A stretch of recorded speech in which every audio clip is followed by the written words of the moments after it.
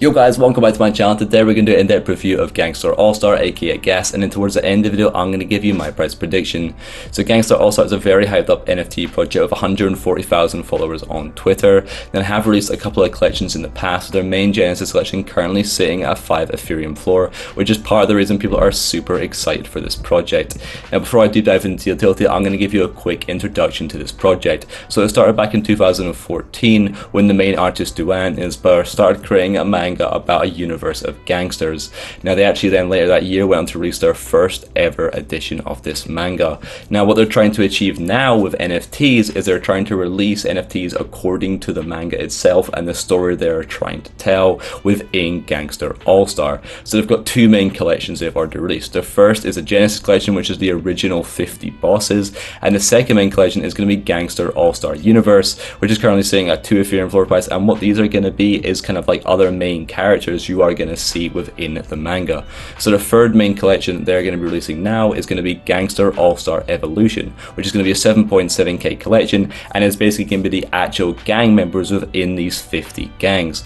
So what they're going to try and do is basically develop this brand and this IP and try and grow it as much as possible, continue developing this manga, potentially even turn it into an anime one day, but try and build Gangster All-Star into a massive brand. Moving on to the utility slash roadmap behind this project. The first thing they mentioned is going to go all in on the manga development, and it's going to feature characters from the Genesis and Universe collections, which are the two collections I showed previously within this video. So importantly, this new collection they're going to be releasing, the Evolution collection, none of the characters from that are going to feature within the manga.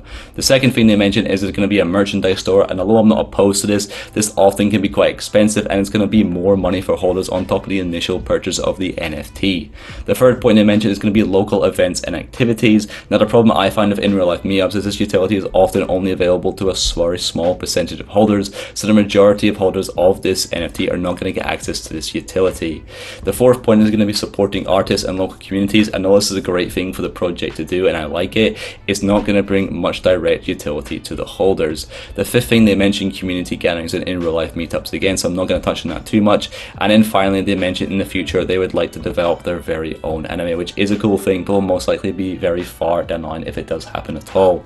So overall I'm not very impressed by the roadmap, and the main reason for this is because in my opinion there isn't much extra utility from holding the NFT compared to not holding it. And what I mean by this is that most likely you can be able to get access to the manga, to the anime and the merchandise, which in my opinion are the three main utilities behind this project, without even holding the NFT. Nowhere in the roadmap do they say you're only going to get access to these features if you hold the NFT, and this makes sense because the more people who buy their manga, buy their merchandise and get access to the anime, that means there's going to be more money for them. So the only extra utility you're going to get from holding this NFT as described in their roadmap is these access to these in real life meetups, which again is only going to be available to a very small percentage of holders. So I do think unless they kind of try and expand this utility or kind of make it more exclusive to holders, we could definitely see some negative price action in the long term as the hype dies out. And the main details behind this project is going to be a 7.7k collection, with the public sale happening from the 3rd to the 5th September and the whitelist sale happening from the 5th to the 6th September.